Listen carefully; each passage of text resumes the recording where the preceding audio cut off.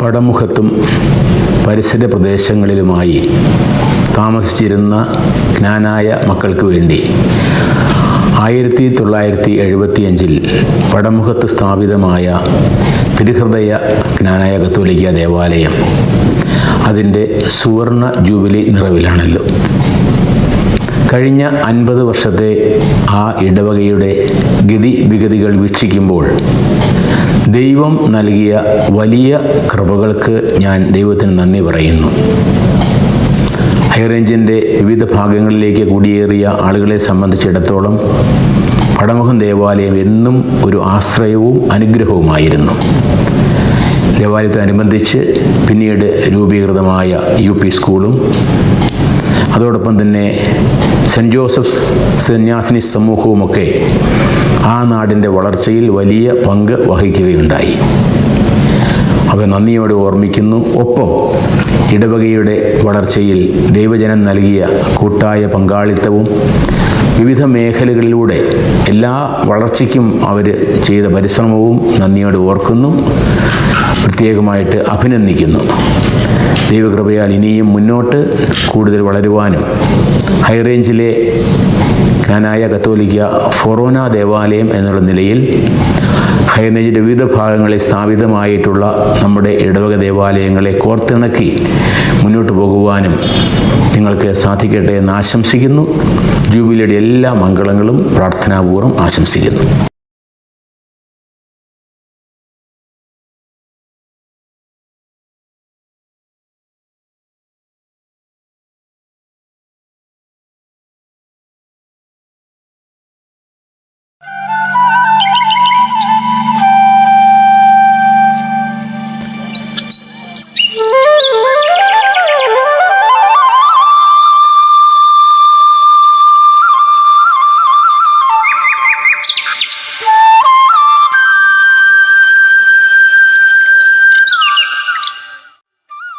വിശുദ്ധ കുരിശിൻ്റെ അടയാളത്താൽ ഞങ്ങളുടെ ശത്രുക്കളിൽ നിന്ന് ഞങ്ങളെ രക്ഷിക്കാൻ ഞങ്ങളുടെ തമ്പുരാനെ പിതാവിൻ്റെയും പുത്രൻ്റെയും പരിശുദ്ധാത്മാവിൻ്റെയും നാമത്തിൽ ആമേൻ. പ്രധാന മാലാകാപരിസോറത്തോട് വെച്ച് പരിശുദ്ധാത്മാവിൽ പറയും ഗർഭം ധരിച്ചു എന്ന് പറഞ്ഞ സ്വസ്തി കർത്താവിനോട് കൂടെ സ്ത്രീകളിൽ അനുഗ്രഹിക്കപ്പെട്ടവളാകുന്നു. അങ്ങയുടെ ഒരുത്തി ഫലമായി ഈശോ അനുഗ്രഹിക്കപ്പെട്ടാനാവുന്നു.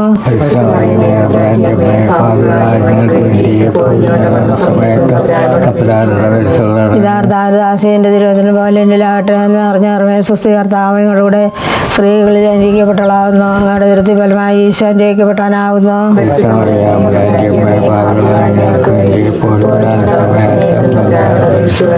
സഹസരുടെ ആത്മാക്കൾക്ക് താൽമർത്തിച്ചു തരുവാൻ കൃപയുണ്ടാകണമേ.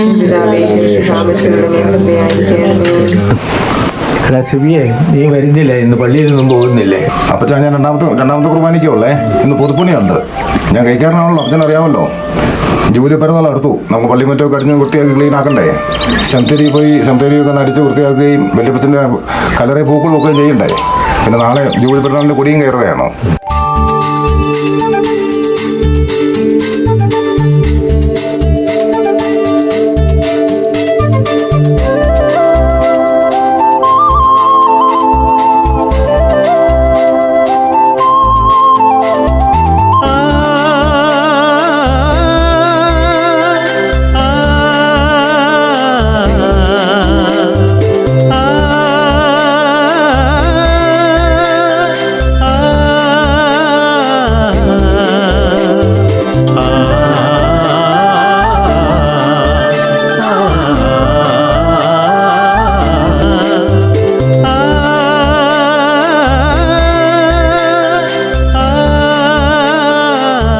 എല്ലാരും കപ്പ തീറ്റയൊക്കെ തുടങ്ങിയോ? അമ്മച്ചി, എന്റെ അത്രയുള്ള കപ്പതായോ? ആ അച്ഛാ ഒരു മിനിറ്റ്. എന്താ സിബി? ഈ സ്റ്റെബിനും കൂട്ടുകാർക്കൊക്കെ നമ്മുടെ പള്ളിയുടെ ചരിത്രത്തെക്കുറിച്ചൊന്നും ഒന്നും അറിയത്തില്ല. ഇപ്പോൾ ജൂലി പെരുന്നാൾ നടക്കുന്നു. ഈ പള്ളി അങ്ങനെ ഉണ്ടായത്, അതിനെക്കുറിച്ച് കാര്യം എനിക്കും ഈ ഇരിക്കുന്ന എല്ലാവർക്കും ഒന്ന് അറിയണമെന്ന് താല്പര്യമുണ്ട്. ഒന്ന് പറഞ്ഞുതരാമോ അച്ഛാ? ഓ, അത് ശരി. നിങ്ങൾക്ക് ആർക്കും നമ്മുടെ പള്ളിയുടെ ചരിത്രമൊന്നും കാര്യമായിട്ട് അറിയില്ല അല്ലേ? ഒരു കാര്യം ചെയ്യും, ഇത് നമ്മുടെ ജൂലി വർഷത്തിൽ നിങ്ങളോട് ഈ കഥയൊക്കെ പറഞ്ഞു തരണമെന്ന് എനിക്കും ആഗ്രഹമുണ്ട്. ഈ പള്ളിയുടെ ചരിത്രം അറിയാൻ ആഗ്രഹിക്കുന്ന ഒരുപാട് പേരുണ്ട് നമ്മുടെ ഇടവകയിൽ. ഒരു കാര്യം ചെയ്യും, നിങ്ങൾ നാളെ എല്ലാവരും കൂടെ എൻ്റെ മുറിയിലേക്കൊന്ന് പോവാം. അപ്പോൾ ഞാൻ ഈ ചരിത്രങ്ങളിലെല്ലാം കൃത്യമായിട്ട് പറഞ്ഞുതരാം. നമ്മുടെ അന്നമ്മച്ചേട്ടത്തി ഇവിടെയുണ്ട്. നമുക്കറിയാം നമ്മുടെ ഫിലിപ്പിസ് ചേട്ടൻ്റെ ഭാര്യയാണ്. അപ്പോൾ തീർച്ചയായും തോട്ടത്തിലെ ഫിലിപ്പ് ചേട്ടന് നമ്മുടെ ഇടവകയുടെ ചരിത്രം ഒരുപാട് അറിയാവുന്ന ഒരാളാണ്. അപ്പോൾ നമുക്ക് എല്ലാവരും കൂടെ ഇരുന്ന് നമ്മുടെ പള്ളിയുടെ ചരിത്രമൊക്കെ നമുക്ക് ശരിക്കും ഒന്ന് അനലൈസ് ചെയ്യാം. അതുപോലെ ഓക്കെ. പ്രിയപ്പെട്ടവരെ, ഇന്നലെ നമ്മുടെ പള്ളിയുടെ ഒരു പൊതുപ്പണിയായിട്ട് ബന്ധിപ്പിച്ച് കുറേയേറെ പേര് ഇവിടെ വന്നിട്ടുണ്ടായിരുന്നു. അപ്പോൾ എല്ലാവരും വന്നു കഴിഞ്ഞപ്പോൾ നമ്മുടെ പള്ളിയുടെ ജൂബിലി ആഘോഷിക്കുന്നു എന്നറിഞ്ഞു. അപ്പോൾ ആ ജൂബിലിയെക്കുറിച്ച് കുറേ സംശയങ്ങൾ എല്ലാവരുടെയും മനസ്സിലുണ്ട്. നമ്മുടെ ചരിത്രം അറിയാൻ വേണ്ടിയുള്ളൊരു ഒത്തിരി ആഗ്രഹമുള്ള കുറേ ആൾക്കാരുണ്ട്. അപ്പോൾ ഞാൻ ഒന്ന് വിചാരിച്ചു, ഈ ചരിത്രമൊക്കെ നിങ്ങളുടെ മുമ്പിൽ ഒന്ന് അവതരിപ്പിക്കും. ഇപ്പം നമ്മുടെ ചരിത്രത്തിൻ്റെ ഓരോ നിമിഷങ്ങളും, ഈ 50 വർഷത്തെ നമ്മുടെ ജീവിത ചരിത്രത്തിൽ ഒരുപാട് കഥകളുണ്ട്. ആ സംഭവങ്ങളൊക്കെ ഒന്ന് ക്രോഡീകരിക്കാൻ വേണ്ടിയിട്ടുള്ള ഒരു പരിശ്രമത്തിലാണ് ഞാൻ. നിങ്ങൾ ഒന്ന് മനസ്സിലാക്കേണ്ടത് ഇതാണ്, നമ്മുടെ പടമുഖത്തിന് മാത്രമായിട്ടുള്ളൊരു ചരിത്രമല്ല നമ്മുടെ കുടിയേറ്റ ചരിത്രം എന്ന് പറയുന്നത് ക്നാനായ സമുദായമായിട്ട് ബന്ധപ്പെട്ട് കിടക്കുന്നത്. ആ കുടിയേറ്റ ചരിത്രത്തിലേക്കാണ് നമ്മൾ നോക്കുക. അപ്പോൾ അതിൽ ഏറ്റവും പ്രധാനമായിട്ട് നമ്മളെ സംബന്ധിച്ച്, പടമുഖക്കാരെ സംബന്ധിച്ച് ഈ കഴിഞ്ഞ 50 വർഷക്കാലത്തെ നമ്മുടെ ഇടവകയുടെ ചരിത്രമാണ് ഏറ്റവും പ്രധാനപ്പെട്ട ചരിത്രം എന്ന് പറയുന്നത്. അത് അറിയാൻ വേണ്ടിയിട്ടുള്ള ഒരു പരിശ്രമം ഞാനൊന്ന് അന്വേഷിച്ച് കഴിഞ്ഞപ്പോഴത്തേക്കും മനസ്സിലായത്, നമ്മുടെ തോട്ടത്തിലെ ഫിലിപ്പ് ചേട്ടൻ, അതുപോലെ നമ്മുടെ താന്നിക്കിലെ അമ്മച്ചി ഏലിക്കുട്ടി അമ്മച്ചി, പിന്നെ നമ്മുടെ പള്ളിയുടെ ചരിത്രത്തിൽ 50 വർഷത്തെ ചരിത്രത്തിനുള്ളിൽ നമുക്കൊരു കപ്പ്യാരേ ഉണ്ടായിട്ടുള്ളൂ, ബൈ എന്താ പറയുക അതോറിറ്റിയോടുകൂടി. പലരും കപ്പ്യാരിമാരായിട്ടുണ്ടെങ്കിലും ആധികാരികമായിട്ട് ഒരാളുണ്ടായിരുന്നല്ലോ, നമ്മുടെ പ്രിയപ്പെട്ട തോമസ് ചേട്ടൻ. അദ്ദേഹം ഇപ്പോൾ ഒരു ചെറിയൊരു ആക്സിഡൻറ്റിനെ തുടർന്ന് വീട്ടിൽ കിടക്കുകയാണ്. അപ്പോൾ നമ്മുടെ യുവജനങ്ങളുടെ പ്രതിനിധികൾ അവരും ഒക്കെ ആയിട്ട് പോയി കാണും. അവരെ പോയി കണ്ട് അവരെ ഒരു ചെറിയൊരു ഇൻ്റർവ്യൂ ഒക്കെ നടത്തുന്നു. എനിക്ക് തോന്നുന്നു നമുക്ക് ഈ കാര്യങ്ങളൊക്കെ ചെയ്യാൻ വേണ്ടി അനീഷ റെഡിയല്ലേ? അനീഷ നമ്മുടെ യൂത്തിൻ്റെ പ്രതിനിധി എന്ന നിലയിൽ പോയി നമ്മുടെ ഈ അമ്മച്ചിമാരെയൊക്കെ ഒന്ന് കണ്ട് ഒരു ഇൻ്റർവ്യൂ ഒക്കെ നടത്താൻ വേണ്ടിയിട്ട്, അനീഷ വേണമെങ്കിൽ കേസിൽ ആരെങ്കിലും യൂത്തിനെ കൂട്ടം, അല്ലെങ്കിൽ അനീഷയ്ക്ക് പറ്റും, അല്ലെ അനീഷയ്ക്ക് തന്നെയാണല്ലോ ചെയ്യാൻ പറ്റും. അപ്പോൾ അതുകൊണ്ട് അനീഷ അത് ചെയ്തോളും. അപ്പം ബാക്കി കാര്യങ്ങളൊക്കെ നമുക്ക് ഭംഗിയായിട്ട് മുന്നോട്ട് പോകാം. ഓക്കെ അനീഷ?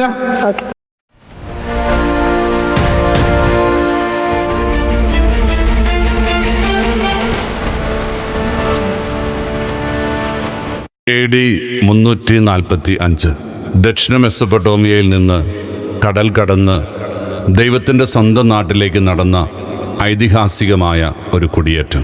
ക്നായിത്തൊമ്മയും ഉർഹാമാർ യോസേപ്പും നയിച്ച 400 പേരുടെ ആ പ്രേക്ഷിത സമൂഹം യഹൂദ വംശത്തിൽപ്പെട്ട 7 ഇല്ലങ്ങളിലെ 72 കുടുംബങ്ങളായിരുന്നു. കുടിയേറ്റ ഭൂമികയിൽ പുകൽപ്പറ്റ ചേരമാൻ പെരുമാൾ രാജാവും പരിവാരങ്ങളും ആ ജനതയെ ആദരവോടെ സ്വീകരിച്ചു. കൊടുങ്ങല്ലൂർ പട്ടണത്തിൻ്റെ തെക്ക് ഭാഗത്ത് മഹാരാജാവ് ആ ജനതയെ കുടിയിരുത്തി.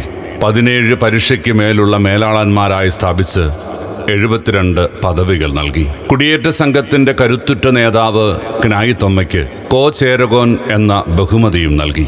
ശ്രീലങ്കയിലേക്ക് പിണങ്ങിപ്പോയ കൊല്ലൻ, തട്ടാൻ, ആശാരി, മൂശാരി എന്നീ 4 പരീക്ഷകളെ തഞ്ചത്തിൽ മടക്കിക്കൊണ്ടുവന്നതിന് മഹാരാജാവിൻ്റെ വേന്തൻമുടിയും പട്ടും വളകളും നൽകി ആദരിച്ചു. സൂര്യചന്ദ്രന്മാരുള്ള കാലത്തോളം അവിടെ വസിക്കാൻ അനുമതി ലഭിച്ചുവെങ്കിലും കാലം കഥ തിരുത്തി എഴുതി. ടിപ്പു സുൽത്താൻ്റെ കാലത്ത് മതമർദ്ദനം കൊടുങ്ങല്ലൂർ പട്ടണത്തെ ചാമ്പലാക്കി. തങ്ങളുടെ പൂർവികർ കൈമുതലായി സൂക്ഷിച്ച വിലപിടിപ്പുള്ളതെല്ലാം കത്തിച്ചാമ്പലാകുന്നത് കണ്ണീരോടെ നോക്കി നിൽക്കേണ്ടി വന്നു ആ കുടിയേറ്റ ജനതയ്ക്ക്. ചരിത്രമുറങ്ങുന്ന ആ മണ്ണിൽ നിന്ന്, പിതാക്കന്മാർ അന്ത്യവിശ്രമം കൊള്ളുന്ന ഭൂമികയിൽ നിന്ന് മുണ്ടിൻ്റെ കോന്തലിൽ വാരിക്കിട്ടിയ കണ്ണീരിൽ കുതിർന്ന ചിതാഭസ്മവുമായി അവർ തിരുവിതാംകൂറിലെ കടുത്തുരുത്തി, ചുങ്കം, കല്ലിശ്ശേരി, കോട്ടയം തുടങ്ങിയ പട്ടണങ്ങളിലേക്ക് ചിതറിപ്പാർക്കേണ്ടി വന്നു. 500 വർഷത്തിലേറെ ഈ ജനത തിരുവിതാംകൂറിൻ്റെ ഊടും പാവുമായി ജീവിച്ചു പോന്നു. രാഷ്ട്രീയ സാമൂഹിക സാഹചര്യങ്ങൾ മാറിമറിഞ്ഞപ്പോൾ തിരുവിതാംകൂറിലെ രാജാക്കന്മാരുടെ അഭ്യർത്ഥന ശിരസാ വഹിച്ച് ആത്മീയ നേതൃത്വം നൽകിയ വ്യക്തികളുടെ ആശീർവാദത്തോടെ പുണ്യവൈദികരുടെയും പുത്തൻ കുടിയേറ്റ സംഘത്തിൻ്റെ നായകനായ പ്രൊഫസർ VJ ജോസഫ് കണ്ടോത്തിൻ്റെയും നേതൃത്വത്തിൽ 1940കളിൽ മലബാറിലെ രാജപുരം, മടമ്പം കോളനികളിലേക്ക് ഐതിഹാസികമായ കുടിയേറ്റങ്ങൾ നടന്നു. 1970 മലബാറിലെ റാണിപുരം കോളനിയും സ്ഥാപിതമായി. 1950കളുടെ ആദ്യപാദത്തിൽ വയനാട്, പാലക്കാട് ഹൈറേഞ്ച് മേഖലകളിലേക്ക് അസംഘടിതമായ കുടിയേറ്റങ്ങളാണ് നടന്നത്. കോട്ടയം ജില്ലയിലെ അരീക്കര, ഉഴവൂർ, കിടങ്ങൂർ തുടങ്ങിയ പ്രദേശങ്ങളിൽ നിന്ന് ഹൈറേഞ്ചിൻ്റെ മണ്ണിലേക്ക് നടത്തിയ ഐതിഹാസികമായ ഈ കുടിയേറ്റങ്ങൾ പക്ഷേ വെല്ലുവിളികൾ നിറഞ്ഞതായിരുന്നു. മലമ്പനിയോടും മലമ്പാമ്പിനോടും പ്ലേഗിനോടും വസൂരിയോടും കാട്ടുമൃഗങ്ങളോടുമൊക്കെ പൊരുതി വീണ പൂർവികരുടെ എണ്ണം വിരലിലെണ്ണാവുന്നതിലും ഏറെയായിരുന്നു. കല്ലാർകുട്ടിയിലും കരിമ്പനിലുമൊക്കെ വണ്ടിയിറങ്ങി വീട്ടുസാമഗ്രികൾ തലച്ചുമടായി വഹിച്ച് കാനന പാതകളിലൂടെ വീടുകളിലെത്തിയാണ് അവർ കുടുംബം പോറ്റിയിരുന്നത്. കറുത്ത പൊന്നിൻ്റെ പറുദീസയായിരുന്ന പടമുഖം മേഖലയിലെത്തിയവർ സൗകര്യാർത്ഥം സ്ഥലം വാങ്ങേണ്ടി വന്നതുകൊണ്ട് തോപ്രാങ്കുടി, മുരിക്കാശ്ശേരി, മന്നാത്തറ, കിളിയാർകണ്ടം, മൂങ്ങാപ്പാറ, വാത്തിക്കുടി തുടങ്ങിയ ദേശങ്ങളിലാണ് അവർക്ക് വസിക്കാൻ ഇടമൊരുങ്ങിയത്. കുടിയേറ്റം രക്തത്തിൽ അലിഞ്ഞു ചേർന്ന വികാരമായി കാത്തുസൂക്ഷിച്ച ഈ ജനത, മക്കളെ നിങ്ങൾ ഹിന്ദുവിൽ പോയാലും ബന്ധങ്ങൾ വേർപെടാതെ ഓർക്കണം എപ്പോഴും എന്ന കിഴക്കിൻ്റെ കാതോലിക്കോസിൻ്റെ പുണ്യപ്രമാണം നെഞ്ചിൻ്റെ തണുത്ത വികാരമായി എന്നും സൂക്ഷിച്ചിരുന്നു.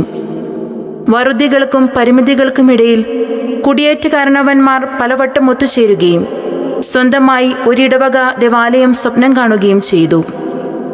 1972 മെയ് മാസത്തിൽ മാത്യു ചെറുതാനിക്കൽ, തോമസ് പുള്ളോലിൽ, ഫിലിപ്പ് തോട്ടത്തിൽ, ജോസഫ് നെല്ലിപ്പുഴക്കുന്നേൽ, പീലി തോട്ടത്തിൽ, ജോൺ പള്ളിക്കരയിൽ എന്നിവർ കനികുന്തം പള്ളി വികാരിയായിരുന്ന കാഞ്ഞിരത്തുങ്കൽ ബഹുമാനപ്പെട്ട തോമസ് അച്ഛനെ തങ്ങളുടെ സ്വപ്നം അറിയിച്ചു. അദ്ദേഹത്തിൻ്റെ നിർദ്ദേശപ്രകാരം ഒരു നിവേദനം തയ്യാറാക്കി കോട്ടയം രൂപതാധ്യക്ഷനായിരുന്ന മാർ തോമസ് തറയിൽ തിരുമേനിക്ക് നൽകുകയും ചെയ്തു. ക്രാന്തദർശിയായിരുന്ന ആ പിതാവ് ഇന്നാട്ടിലെ ജ്ഞാനായക്കാരുടെ പട്ടിക തയ്യാറാക്കാനും ഒരു ദേവാലയത്തിന് പുരയിടം വാങ്ങാൻ ആവശ്യമായ തുക സമാഹരിക്കാനും തൻ്റെ ഓഹരിയായി 500 രൂപ നൽകി അയച്ചു. നമ്മുടെ പടമുഖം ഇടവകയുടെ ചരിത്രത്തിൽ ഏറെ സ്വാധീനം ചെലുത്തിയ ഒരു വ്യക്തിയാണ് തോമസ് പുള്ളോലിൽ. അദ്ദേഹം ഇപ്പോൾ നമ്മുടെ കൂടെയില്ല. അദ്ദേഹത്തിൻ്റെ ജീവിതം പങ്കാളിയുമായി നമ്മുടെ പടമുഖം ഇടവകയുടെ ചരിത്രമൊക്കെ നമുക്ക് ചോദിച്ചറിയാം.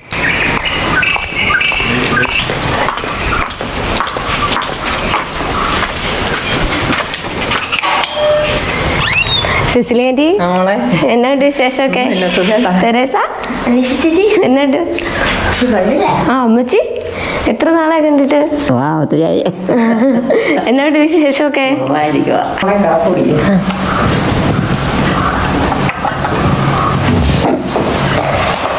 അമ്മച്ചി, നമ്മളെന്തിനാ വന്നേന്നറിയാവോ? അറിയാം. പടമുഖം ഇടവകയുടെ ജൂബിലി വർഷമാണല്ലോ. അമ്മച്ചി അതൊക്കെ അറിഞ്ഞില്ലേ? അപ്പൊ നമ്മള് ചരിത്രത്തെ പറ്റിയൊക്കെ ചോദിച്ചറിയാൻ വേണ്ടി വന്നതാ. ഞങ്ങക്ക് പറഞ്ഞു തരില്ലേ? അനായക്കാർക്ക് വേണ്ടി ഒരു പള്ളി വേണമെന്ന് തന്നെ മനസ്സിലോർത്ത് അതിനൊരു കൂട്ടുകാരെ വിളിച്ചു. ചെറുതാന്നി മാത്തിച്ചേട്ടനായിരുന്നു. അത് അവരിപ്പോൾ കിഴക്കവർ താമസിക്കുന്നത്. മാത്തിച്ചേട്ടൻ മരിച്ചുപോയി. പിന്നെ അന്ന് അവർ ആലോചന നടത്തിയിട്ട് തന്നെ അച്ഛനെ കാഞ്ഞിരത്തിൻ്റെ അച്ഛനെ കാണാൻ പോയി, കരിങ്കുന്നത്ത്. അവിടെ ചെന്ന് അച്ഛനായിട്ട് കാര്യങ്ങളെല്ലാം പറഞ്ഞു കഴിഞ്ഞ് അച്ഛൻ പറഞ്ഞ് നമുക്ക് കോട്ടയത്ത് പോയി പറയാം എന്ന് പറഞ്ഞ് കോട്ടയത്തിൽ പോയി പിതാവിനെ കാണാൻ പോയി. അപ്പോൾ പിതാവ് പറഞ്ഞ് പട്ടയില്ലാത്ത സ്ഥലത്ത് പള്ളി പണിയാൻ ബുദ്ധിമുട്ടാണെന്ന് പറഞ്ഞു. അതിന് ഇവിടെ അപ്പാപ്പി പറഞ്ഞ് അതിന് കുഴപ്പമൊന്നുമില്ല, ഞങ്ങൾ പട്ടയം മേടിച്ചോളാം എന്ന് പറഞ്ഞു. അങ്ങനെ പട്ടയം മേടിക്കുക. അവന് ഈ വീട്ടുകാരെന്തായാലും വിൽക്കാതിരിക്കുക, അവരോട് എന്ന് പറഞ്ഞു. പിതാവ് പറഞ്ഞ് തോപ്പാത്തിൽ ഉറപ്പാണെങ്കിൽ പള്ളി തരാമെന്ന് പറഞ്ഞു. അങ്ങനെ പിന്നെ ഇവർ വീട് മേടിക്കണ്ടേ. അപ്പോൾ വീട് മേടിക്കാൻ ചെന്നപ്പോൾ അവർ വീട് തരാമെന്ന് പറഞ്ഞ് വീട് മേടിച്ചു. അവരോട് പള്ളിക്കാന്ന് പറഞ്ഞില്ലായിരുന്നു നേരത്തെ, അത് കുറേ സിനിമാക്കോട്ടയ്ക്കാന്ന് പറഞ്ഞാൽ മേടിക്കുന്നത്. അങ്ങനെ സ്ഥലം മേടിച്ച് കഴിഞ്ഞ് ഒരു പട്ടയം എടുക്കാൻ പോയി. പട്ടയം എടുത്തിട്ട് വന്ന് ഈ പള്ളിക്ക് എഴുതിയപ്പോഴാണ് ഇവരറിയുന്നത് അനേകാരുടെ പള്ളിക്കാന്ന് പറഞ്ഞാൽ. അവർക്ക് വലിയ ബുദ്ധിമുട്ടായിപ്പോയി. അതിലൊരാൾ അന്നേരം പിന്നെ ബോധം കെട്ട് വീണു. പിന്നെ അവരെഴുതി മേടിച്ചു വെച്ച് ഓടി പെട്ടെന്ന് ഇവിടെ വന്ന് പിന്നെ കോട്ടയത്ത് നിന്ന് അച്ഛൻ വന്ന് പള്ളി കുർബാനയല്ലോ ആയത്. ഈ കോട്ടയം രൂപതയ്ക്കാന്ന് അറിഞ്ഞു കഴിഞ്ഞപ്പോഴത്തേനും ആൾക്കാരൊക്കെ തലപൊക്കി. രാത്രി തന്നെ ഇരുന്ന് നമ്മൾ കനായക്കാരുടെ എല്ലാവരുടെ വീട്ടിൽ കൂടെ അവർ എഴുത്തെഴുതി. ഇപ്പോൾ തോപ്പാച്ച് എഴുത്തെഴുതി അവരുടെ വീട്ടിൽ കൂടെ എല്ലാം കൊണ്ടുവന്ന് കൊടുത്തേച്ച് പിറ്റേ ദിവസം 3 മണിക്ക് പിതാവും അല്ല അവിടെ നിന്ന് അച്ഛന്മാർ വരും പള്ളി സ്ഥാപിക്കാനായിട്ട്. അപ്പോൾ പള്ളി സഭയ്ക്ക് വന്നപ്പോഴത്തേനും ഇവിടുത്തെ ആൾക്കാരെല്ലാം അത് എവിടെയാത് ആർക്കാർക്കും പറഞ്ഞിട്ടില്ല. അത് എൻ്റെ അടുത്ത് അത് പറഞ്ഞില്ല. എല്ലാവരും പടവത്ത് വന്നാൽ മതി എന്നാണ് പറഞ്ഞിരുന്നത്. അങ്ങനെ പടവത്ത് എന്നോട് ഈ അച്ഛനെ വരുമ്പോഴത്തേനും ചോറും കാപ്പിയൊക്കെ ഞാനുണ്ടാക്കുന്നത്. അതെല്ലാം ഇവിടെ വീടില്ലായിരുന്നു, സ്നേഹിപ്പേട്ടൻ്റെ വീട്ടിൽ കൊണ്ടാണ് ചോറുണ്ടാക്കുന്നത്. അപ്പോൾ ചേത്തല്ലച്ചൻ്റെ കാലത്താണല്ലോ നമ്മൾ പള്ളി പണിയാൻ തുടങ്ങിയത്. അപ്പോൾ ആ സമയത്ത് കുർബാനയ്ക്ക് ഇടയ്ക്ക് പോലും നമ്മുടെ അപ്പാപ്പന്മാരൊക്കെ കല്ല് ചുമന്നെന്നൊക്കെ ഞാൻ പറഞ്ഞു കേട്ടിട്ടുണ്ട്. അപ്പോൾ ആ കഥയൊക്കെ ഒന്ന് പറയാമോ? ചേത്തല്ലച്ച വന്നു കഴിഞ്ഞാൽ പള്ളി പണിയാൻ തുടങ്ങിയത്. പള്ളി പണിയാൻ തുടങ്ങിയപ്പോൾ ഈ കല്ലെല്ലാം കൊണ്ട് കൂട്ടിയിട്ടിട്ടുണ്ട്. ആൾക്കാരെല്ലാവരും കല്ല് നോക്കാൻ തുടങ്ങുന്നു. അപ്പോൾ ഞാനൊക്കെ നേരത്തെ പോയി ചുമ്മാട് കെട്ടുകയും കല്ല് നോക്കാനൊക്കെ ആദ്യം ഞങ്ങളൊക്കെ പോകുമായിരുന്നു. ഞാനൊക്കെ ആദ്യമൊക്കെ തുടങ്ങിയത്. കല്ല് ചുവന്ന പിള്ളേർ അച്ഛനെ കുർബാന കയറും. ചേത്തല്ലച്ച കുർബാന കയറി അന്നാപ്രസവം കഴിയുമ്പോൾ അച്ഛനെല്ലാം ഇവിടെ ഒരുമിച്ച് അച്ഛനെ ആദ്യം ഇറങ്ങിപ്പോരും. അത് കഴിഞ്ഞാൽ അച്ഛൻ വന്ന് കല്ലെടുത്ത് തലേ വെക്കും. അത്തരത്തിലുള്ള ആൾക്കാരെല്ലാം വരും. അങ്ങനെ ഞങ്ങൾ കല്ല് ചുവന്ന് പള്ളി നിരപ്പാക്കി, സ്ഥലം നിരപ്പാക്കി പള്ളി പണിയാൻ തുടങ്ങിയത്. അമ്മച്ചി, അപ്പം ഞങ്ങൾക്ക് അറിയാൻ പാടില്ലാത്ത ഒരുപാട് കാര്യങ്ങൾ അമ്മച്ചി ഇന്ന് പറഞ്ഞു തന്നു. ഒരുപാട് നന്ദിയുണ്ട് കേട്ടോ. ഇടവക സ്ഥാപനത്തിലും ഏറെ പങ്കുവഹിച്ച വ്യക്തിയാണ് നമ്മുടെ ഫിലിപ്പ് അപ്പച്ചൻ. അപ്പം നമുക്ക് അപ്പച്ചനിൽ നിന്ന് കുറേ കാര്യങ്ങൾ ചോദിച്ചറിയാം. എന്ത് കാര്യങ്ങളാണ് അറിയേണ്ടത്? നമ്മുടെ പഴയ ചരിത്രമൊക്കെ ഇല്ലേ, അതൊക്കെ ഒന്ന് നമുക്ക് തുടക്ക കാലമൊക്കെ ഒന്ന് നമുക്ക് പറഞ്ഞു തരാമോ? ഇവിടെ ആദ്യകാലത്ത് ഇവിടെയൊക്കെ വനങ്ങളായിരുന്നു. വനങ്ങളൊക്കെ വെട്ടിക്കഴിഞ്ഞപ്പോൾ പിന്നെ ഒരു കോട്ടയം രൂപതയുടെ ഒരു പള്ളി വേണമെന്നുള്ള ആഗ്രഹം ഉദിച്ചു. അതിനുവേണ്ടി പരിശ്രമിച്ചു. ഞങ്ങൾ ഒരു 4 പേരാണ് ആദ്യം പ്രധാനമായിട്ട് പങ്കെടുത്തത്. അതിനുശേഷം മറ്റുള്ളവരെ പുറമെ സഹകരിച്ചു. പള്ളി വന്നതിന് ശേഷം എല്ലാ ആൾക്കാരും, ഇടവക്കാരായിട്ടുള്ള എല്ലാ ആൾക്കാരും സഹകരിക്കുകയും പഠിക്കുകയും ഒക്കെ നടത്തി. അപ്പച്ചൻ പറഞ്ഞല്ലോ 4 പേര് തുടക്കകാലത്ത് സജീവമായിട്ട് പങ്കെടുത്തെന്ന്. അവരുടെ പേരൊന്ന് പറയാവോ? ഒന്ന് PC തോമസ് പുള്ളോലിൽ, ഒന്ന് CO മാത്യു ചെറുതാനിയിൽ, പിന്നെ നെല്ലിപ്പള്ളി കുന്നേൽ ജോസഫ്. അപ്പച്ചൻ ഇങ്ങനെ പൊതുപ്രവർത്തനവും പള്ളിയുടെ കാര്യങ്ങളും ഒക്കെ ആയിട്ട് ഓടി നടക്കുമ്പോൾ വീട്ടിലെങ്ങനെയായിരുന്നു? വീട്ടിലെ അവസ്ഥയൊക്കെ എന്തായിരുന്നു? പെരിയൊക്കെ വളരെ മോശമായിരുന്നു. തന്നെ കിടക്കാൻ പേടി തോന്നിയിട്ടുണ്ട്. പിള്ളേരൊക്കെ ചെറുതായിരുന്നു. അപ്പം ഞാൻ വരുമ്പോൾ വഴക്ക് പറയായിരുന്നു, ഇങ്ങനെ നടന്നാൽ എങ്ങനെയാണെന്ന് ചോദിച്ചാൽ അന്നേരം പറയും പള്ളിക്ക് വേണ്ടിയിട്ടില്ലേടി പോണേ, സാരിയില്ലെന്ന് പറയായിരുന്നു. നമ്മുടെ പടമുഖം ഇടവകയിൽ കഴിഞ്ഞ 50 വർഷമായിട്ട് കപ്പ്യാരായിട്ട് സേവനം ചെയ്തുകൊണ്ടിരിക്കുന്ന തോമാച്ചേട്ടൻ്റെ വീട്ടിലാണ് നമ്മളിപ്പോൾ നിൽക്കുന്നത്. തോമാച്ചേട്ടൻ കഴിഞ്ഞ ദിവസം വീണിട്ടിരിക്കുവാണ്, റെസ്റ്റ് എടുക്കുവാണ്. നമുക്കെന്നാലും ഒന്ന് പോയി കണ്ടിട്ട് വരാം.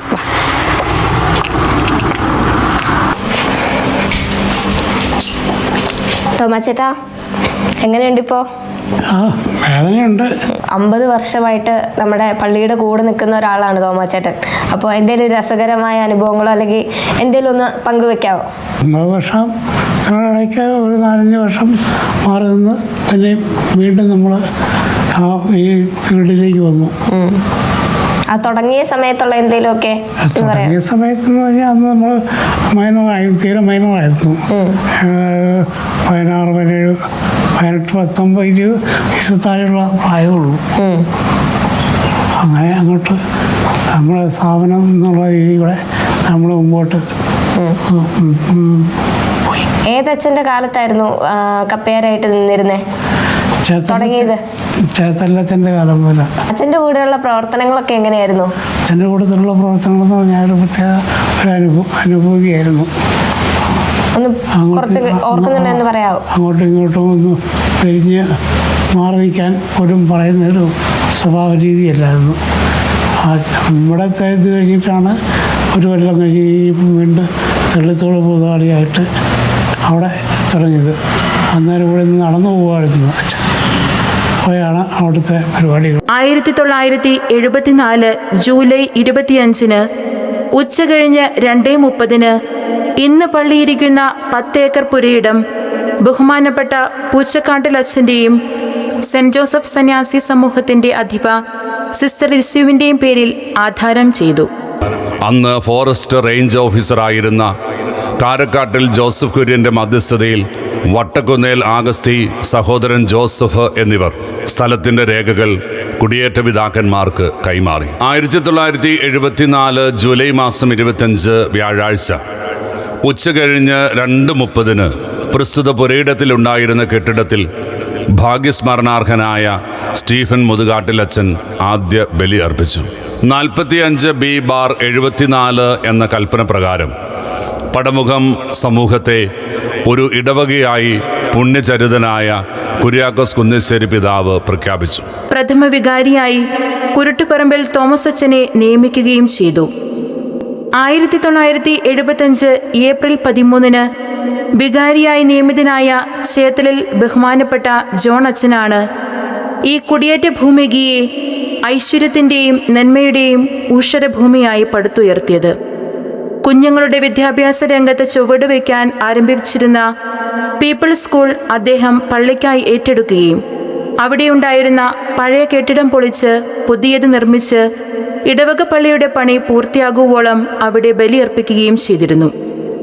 1976 ഫെബ്രുവരി 2 മാർ കുര്യാക്കോസ് കുന്നശ്ശേരി ദേവാലയത്തിൻ്റെ ശിലാസ്ഥാപനം നടത്തി. ചേത്തലിൽ അച്ഛൻ്റെയും ഇടവക സമൂഹത്തിൻ്റെയും അധ്വാനത്തിൻ്റെയും ആത്മബലത്തിൻ്റെയും പ്രതീകമായി പള്ളി നിർമ്മാണം പൂർത്തിയാക്കുകയും 1977 ഫെബ്രുവരി 1 മാർ കുര്യാക്കോസ് പിതാവ് തന്നെ ആശീർവദിച്ച് ജനത്തിനായി സമർപ്പിക്കുകയും ചെയ്തു. 1990 ജൂൺ മാസം 18 പടമകം ഇടവകയെ ഹൈറേഞ്ചിലെ 9 പള്ളികൾ ചേർത്ത് ഒരു ഫൊറോനയായി ഉയർത്തി. 1974 ഓഗസ്റ്റ് 25 ഇടവകയുടെ പ്രഥമ പൊതുയോഗം നടന്നത്. 75 ജനുവരിയിൽ നടന്ന പൊതുയോഗത്തിൽ വെച്ച് തോട്ടത്തിൽ പീലി, താന്നിക്കൽ മത്തായി എന്നിവർ ഇടവകയുടെ പ്രഥമ കൈക്കാരന്മാരായി ചുമതലയെടുത്തു. ചേത്തലിൽ ബഹുമാനപ്പെട്ട ജോണച്ചൻ്റെ കാലത്ത് 75 മെയ് മാസം പീപ്പിൾസ് സ്കൂൾ ഇടവക ഏറ്റെടുത്തു. 1979 ചെറുതാനിക്കൽ മത്തായി ചേട്ടൻ ഇടവകയ്ക്ക് ആദ്യമായി ഒരു മൈക്ക് സെറ്റ് സംഭാവന ചെയ്തു. 1979 മുതൽ ഫാദർ മാത്യു കുഴിപ്പള്ളിലായിരുന്നു വികാരി. 80 ജോസഫ് മുളവനാലച്ചൻ വികാരിയായി ചുമതല ഏറ്റെടുത്തു. 1985 മെയ് മാസം മുതൽ തോമസ് പുതുശ്ശേരിലച്ചനായിരുന്നു വികാരി. 87 കവലയിലെ കുരിശുപള്ളി, പള്ളിയുടെ അങ്കണത്തിലെ സ്റ്റേജ്, നഴ്സറി എന്നിവ നിർമ്മിച്ചു. 88 വികാരിയായിരുന്ന അരീച്ചര ജോസച്ചൻ്റെ കാലത്താണ് മുരിക്കാശ്ശേരി പണമുഖം റോഡിൻ്റെ നിർമ്മാണം ജനപങ്കാളിത്തത്തോടുകൂടി നടന്നത്. 89 മെയ് മാസം മുതൽ വികാരിയായിരുന്ന അലക്സ് ആക്കപ്പറമ്പിൽ അച്ഛൻ്റെ കാലത്ത് 90 ഇടവക ഫൊറോന പള്ളിയായി ഉയർത്തപ്പെട്ടു. 92 മെയ്യിൽ പോളയ്ക്കൽ ബഹുമാനപ്പെട്ട മാത്യു അച്ഛൻ വികാരിയായി. ഇടവകയുടെ പ്രഥമ ഓഡിറ്റർമാരായി അബ്രഹാം പുന്നവേലിത്തടം, ടോമി വാലേൽ എന്നിവർ തിരഞ്ഞെടുക്കപ്പെട്ടു. 93 ഓഗസ്റ്റ് മാസം പള്ളിമുറിയുടെ പണി ആരംഭിച്ചു. 96 മെയ് മാസത്തിൽ ജോസ് തറയ്ക്കൽ അച്ഛൻ വികാരിയായി. 97 സെമിത്തേരിയിൽ വോൾട്ട് നിർമ്മാണം നടന്നു. 2001 ബഹുമാനപ്പെട്ട കീഴങ്ങാട്ട് ജോസഫ് അച്ഛൻ വികാരിയായി. 2003 കരിങ്കൽ കുരിശ്, പള്ളിയിലേക്കുള്ള വഴി എന്നിവ നിർമ്മിക്കപ്പെട്ടു. 2013 ജോയി കാളുവേലിൽ അച്ഛനും 2013 തന്നെ ബഹുമാനപ്പെട്ട സജി മലയിൽ പുത്തൻപുരയിൽ അച്ഛനും വികാരിമാരായി. 2004 മെയിൽ വികാരിയായിരുന്ന ബഹുമാനപ്പെട്ട സൈമൺ പുല്ലാട്ടച്ചൻ സ്കൂളിൻ്റെ കെട്ടിടം പുതുക്കി പണിതു. 2006 ബഹുമാനപ്പെട്ട ലൂക്ക് പുതുർക്കയിലച്ചൻ മദ്ബഹ, സീലിംഗ്, മോണ്ടളം എന്നിവ നവീകരിക്കുകയും പള്ളിമുറിയുടെ മുകളിൽ ഹാൾ നിർമ്മിക്കുകയും ചെയ്തു. മൂങ്ങാപ്പാറയിലെ കുരിശുപള്ളി കവലയ്ക്കൽ കുടുംബാംഗങ്ങളുടെ സഹകരണത്തോടെ പുതുക്കി പണിതത് 2006 2008 മൈക്കിൾ നെടുന്തുരുത്തി പുത്തൻപുരയിൽ അച്ഛൻ വികാരിയായി. 2010 അതിരൂപതാ ശതാബ്ദിയുടെ ഭാഗമായി നടന്ന യുവജന സംഗമം ഐതിഹാസിക വിജയമായിരുന്നു. 2012 ബഹുമാനപ്പെട്ട ജോസ് കടവഞ്ചേരിയിൽ അച്ഛൻ കുരിശിൻ്റെ വഴിയുടെ 14 സ്ഥലങ്ങളും കാൽവരിയും നിർമ്മിച്ചു. 2013 സജി പുത്തൻപുരയിൽ അച്ഛൻ വികാരിയായിരിക്കെ 2014 ഏപ്രിലിൽ ഇടവകയുടെ നമ്പരമായി ആലപ്പുഴ കടൽത്തിരയിൽ സ്റ്റെൽബിൻ, ബോണി, സിറിയക് എന്നീ 3 കുഞ്ഞുമക്കളുടെ ആകസ്മിക വേർപാട് ഇന്നും കണ്ണീരണിയിക്കുന്ന ഓർമ്മയാണ്. 2014 നിര്യാതരായ 3 കുഞ്ഞുങ്ങളുടെ പേരിൽ ഫൊറോന തലത്തിൽ ഒരു എൻഡോമെൻ്റ് നടന്നു വരുന്നു. 2015 സാബു മാലിത്തുരത്തിലച്ചനും 2017 ബെന്നി കന്നുവെട്ടിയലച്ചനും 2019 ബഹുമാനപ്പെട്ട തോമസ് കൊച്ചുകുത്തമ്പരെ അച്ഛനും 2021 ബഹുമാനപ്പെട്ട ജോബി പുച്ചുകൊണ്ടത്തിലച്ഛനും വികാരിമാരായി. 2022 മുതൽ പൂത്തറ ബഹുമാനപ്പെട്ട ഷാജി അച്ഛനാണ് ഇടവകയുടെ വികാരി. 2023 ജൂൺ മാസം 16-ാം തീയതി ഇടവകയുടെ സുവർണ ജൂബിലി ആഘോഷങ്ങൾ കോട്ടയം അതിരൂപത സഹായമെത്രാൻ ഗീവർഗീസ് മാർ അപ്രയും ഉദ്ഘാടനം ചെയ്തു. KCYL ഇടവക ജനങ്ങൾക്കായി ഒരുക്കിയ കാസാദി സോഞ്ഞോ എന്ന സ്വപ്ന ഭവന പദ്ധതിയുടെ ഉദ്ഘാടനവും കല്ലിടിയിലും അന്ന് ദിവസം നടന്നു.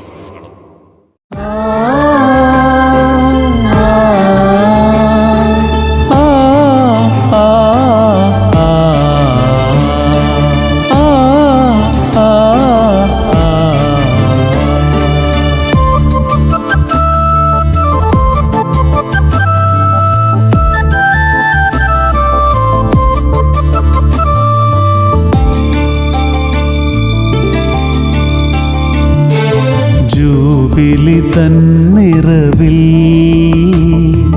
ശോഭിത വർഷമിതാ, പടമുഖ ജൂബിലി വർഷമിതാ, തിരുഹൃദയ ജൂബിലി വർഷമിതാ.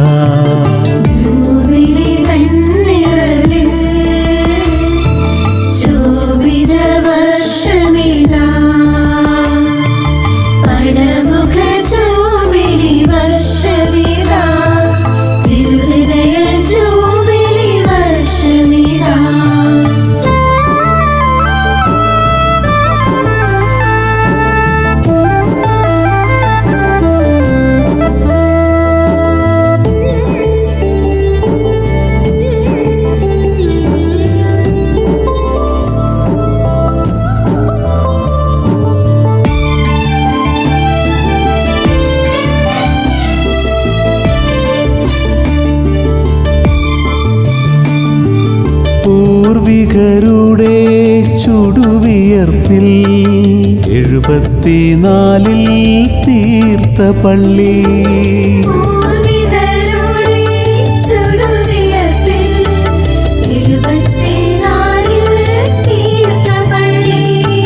ഹൈറേഞ്ചിൻ വിരിമാറിൽ ക്നാനായ മക്കൾ തീർത്തൊരു പള്ളി.